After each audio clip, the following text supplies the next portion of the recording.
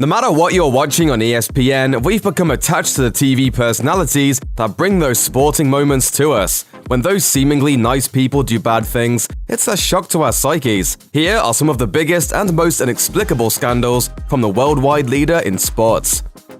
Ashley Madison is a dating website that serves a demographic of married or romantically attached people looking to have an affair. At the moment, it suits my lifestyle to date married men because I'm building a career and doing lots of other things. In 2015, the site's member roles were hacked and leaked, and sports blog Deadspin found that a whopping 101 ESPN employees out of about 4,000 at the time were Ashley Madison clients, including dozens of, quote, highly influential executives, vice presidents, and producers. In a baffling twist, 39 of those dirty 101 reportedly used their company email addresses for their Ashley Madison accounts.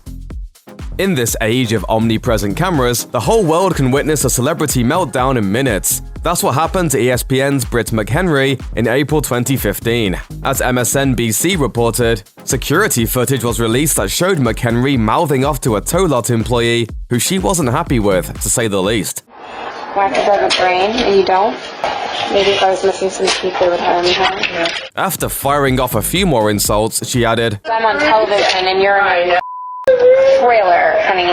Lose some weight, baby girl. McHenry later issued an apology, tweeting, "In an intense and stressful moment, I allowed my emotions to get the best of me and said some insulting and regrettable things. As frustrated as I was, I should always choose to be respectful and take the high road. I am so sorry for my actions and will learn from this mistake." McHenry earned a 1-week suspension from ESPN.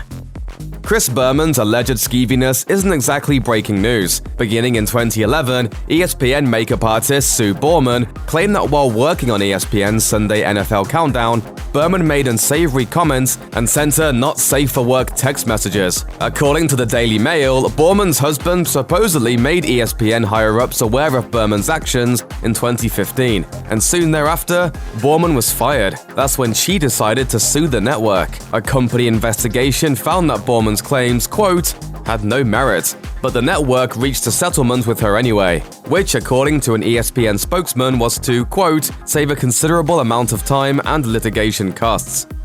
During Maxim model and broadcaster Jen Sturger's time as a reporter for the New York Jets, she alleged that quarterback Brett Favre began aggressively romancing her. Since then, Sturger has hosted sports TV shows, none for ESPN, but she has had to do some sketchy meetings and interviews with the company, according to Fox News. She was supposedly invited to an interview with the network and then invited to a strip club. The next day, male bosses allegedly chastised Sturger for going to the strip club because, quote, it was a bad look for the company and sent her on her way.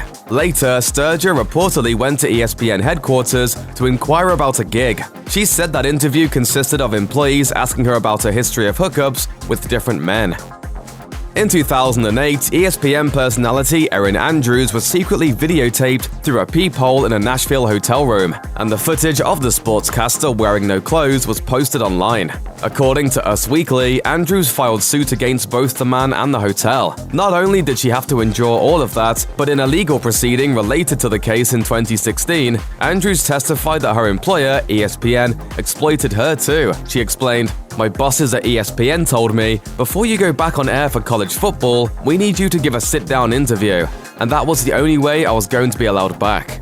Andrews alleged that the network forced her to publicly discuss the traumatic events, seemingly in an effort to milk the story. Andrews chose to be interviewed on the Oprah Winfrey Show because she felt Oprah would handle the situation with the most sensitivity and tact. Even so, the sportscaster reportedly developed a rash and broke into tears before the interview because she was so distraught. I've had law enforcement tell me, you're just going to have to deal with the fact this is never going to come off the internet.